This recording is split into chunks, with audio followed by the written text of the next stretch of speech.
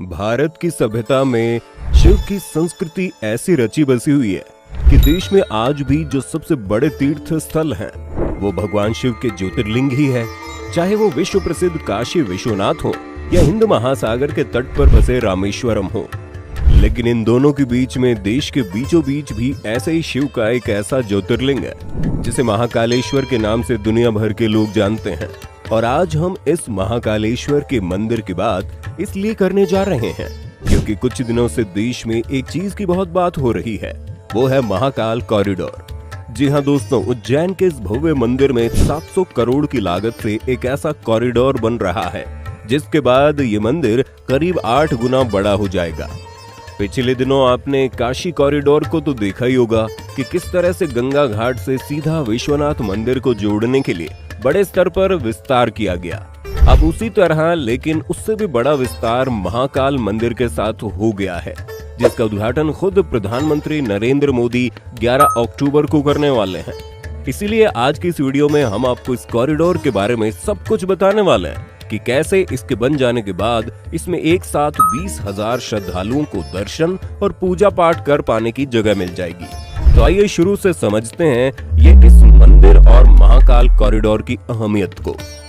सबसे पहले मंदिर की बात करें तो शिप्रा नदी के उत्तरी छोर पर बसा उज्जैन, जिसे महाकाल की नगरी और भारत के इतिहास के सबसे चक्रवर्ती राजा विक्रमादित्य की नगरी कहा जाता है, जहां पर 3 गणेश और 2 शक्तिपीठ और भगवान शिव का ज्योतिर्लिंग है जिनका नाम महाकालेश्वर है।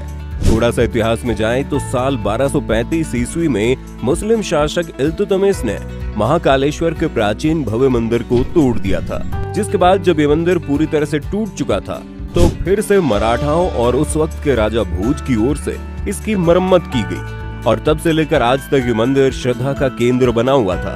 लेकिन यहाँ आने वाले लोगों की संख्या साल दर साल बढ़ती जा रही है, जिससे श्रद्धालुओं की भक्ति आसानी से उनके भगवान महाकाल तक तो पहुंच सके।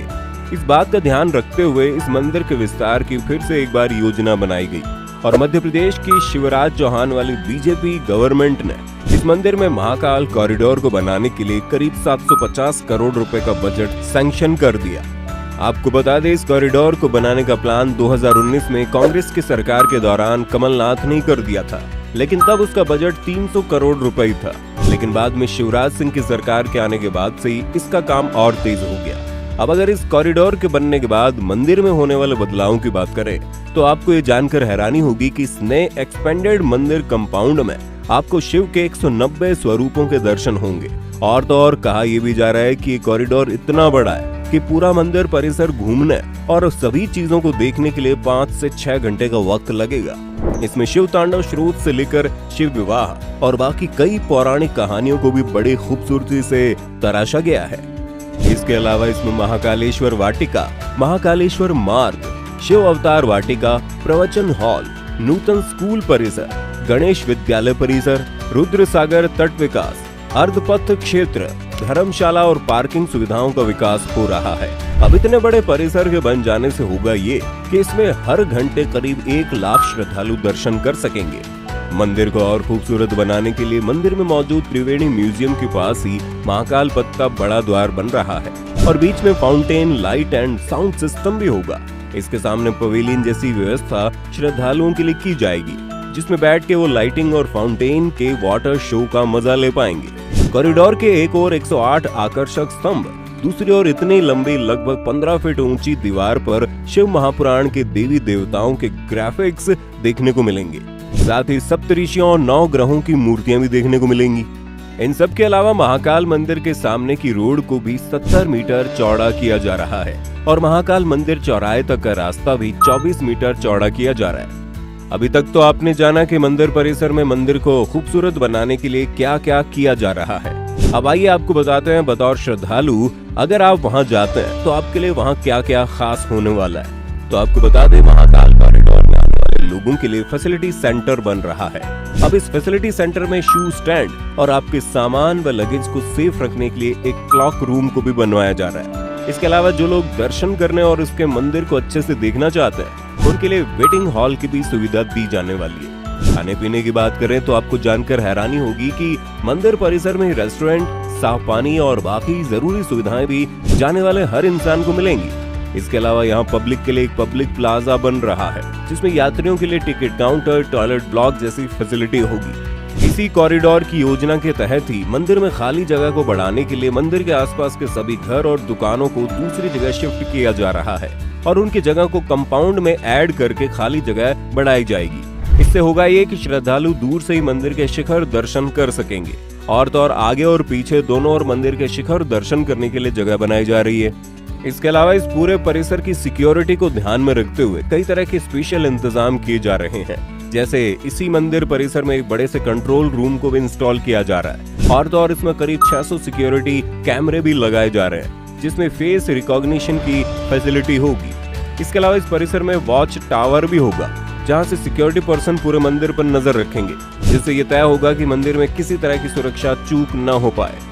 आपको बता दें, इस पूरे काम को करने के लिए इसे 2 हिस्सों में तैयार किया जाएगा, जिसमें से एक हिस्से का काम पूरा हो चुका है। और आपको बता दें, 2.5 हेक्टेयर की जमीन में अभी बसा हुआ महाकाल का मंदिर इस पूरे प्रोसेस के बाद करीब 35 हेक्टेयर में बदल जाएगा, जिससे आप अंदाजा लगा ही सकते हैं कि ये एक्सपेंशन कितना बड़ा होने वाला है। अब अगर आपको इस मंदिर की कुछ खास बातें बताएं तो देश भर में इकलौता ऐसा शिवजी का मंदिर है जहां भगवान शिव की 6 बार आरती होती है। हर आरती में भगवान शिव के एक नए स्वरूप के दर्शन होते हैं। सबसे पहले भस्म आरती, फिर दूसरी आरती में भगवान शिव घटा टोप स्वरूप दिया जाता है, तीसरी आरती में शिवलिंग को हनुमान जी का रूप दिया जाता है, चौथी आरती में भगवान शिव का शेषनाग अवतार देखने को मिलता है, 5वीं में शिव भगवान को दूल्हे का रूप दिया जाता है और छठी आरती शयन आरती होती है। इसमें शिव खुद के स्वरूप में होते हैं। लेकिन इन सब आरतियों में सबसे ज्यादा फेमस है भस्म आरती। भस्म आरती के बारे में कहा जाता है कि इसे भगवान शिव को सुबह जागने के लिए किया जाता है, जिसके बारे में ये भी मान्यता है कि पहले ये आरती शमशान में जलने वाले चिताओं की राख से होती थी, लेकिन उसके बाद अब इस आरती के लिए गाय के उपलों का इस्तेमाल किया जाने लगा, जिसमें और भी पूजा की चीजों को मिलाया जाता है। ये आरती एकमात्र इसी मंदिर में ही की जाती है। यही वजह है कि इस आरती में शामिल होने के लिए लोग ऑनलाइन टिकट बुक करवाते हैं और दुनिया के अलग अलग कोनों से इस आरती के लिए आते हैं। वैसे अगर इसके इतिहास और पौराणिक महत्व की बात करें तो पौराणिक कहानियों के अनुसार ऐसा कहा जाता है कि प्राचीन समय में उज्जैन में महाराजा चंद्रसेन का शासन था, जो शिव भगवान के परम भक्त थे। न केवल चंद्रसेन बल्कि उज्जैन की प्रजा भी भगवान शिव को बहुत पूजती थी। एक बार राजा रिपुदमन ने चंद्रसेन के महल पर हमला कर दिया और राक्षस दूषण के माध्यम से प्रजा को काफी नुकसान पहुंचाया। ऐसे में प्रजा ने भगवान शिव को याद किया और भगवान शिव ने वहां खुद आकर दुष्ट राक्षस का अंत किया। इसके बाद राक्षस राख से अपना श्रृंगार किया और वे हमेशा के लिए वहां बस गए। तभी से ऐसा माना जाता है उस जगह का नाम महाकालेश्वर रखा गया और यहाँ भस्म आरती की जाने लगी। और तो और आपको ये भी पता ही होगा कि ये वही शहर है जहाँ पर 12 सालों में एक बार होने वाला कुंभ स्नान भी पूरी दुनिया में सबसे ज्यादा फेमस है। खैर, ये तो हुई महाकालेश्वर की बात, लेकिन जाते जाते हम आपको ये भी बता दें कि काशी विश्वनाथ की तरह ही मोदी जी 11 तारीख को उज्जैन जाने वाले हैं, जहाँ अपनी शिव के प्रति भक्ति को दिखाते हुए वो इस कॉरिडोर को जनता के लिए खोल देंगे। तो आप भी अगर अब तक उज्जैन में महाकाल का दर्शन नहीं कर पाए तो देर मत कीजिए, टिकट कटाइए और मंदिर के दर्शन के लिए फौरन निकल जाइए। लेकिन जाने से पहले आपको हमारे चैनल से महाकाल कॉरिडोर का वर्चुअल दर्शन कैसा लगा ये भी कमेंट में लिखना मत भूलना। अगर आज की वीडियो पसंद आई तो इसे लाइक करने के साथ साथ अपने दोस्तों और रिश्तेदारों के साथ शेयर जरूर कर दें। और अगर आप ये वीडियो यूट्यूब पर देख रहे हैं तो चैनल को सब्सक्राइब करके बेल आइकन दबा दें। फिलहाल के लिए इतना ही, अभी दीजिए हमें इजाजत। आपसे मुलाकात होगी अगली वीडियो में। शुक्रिया।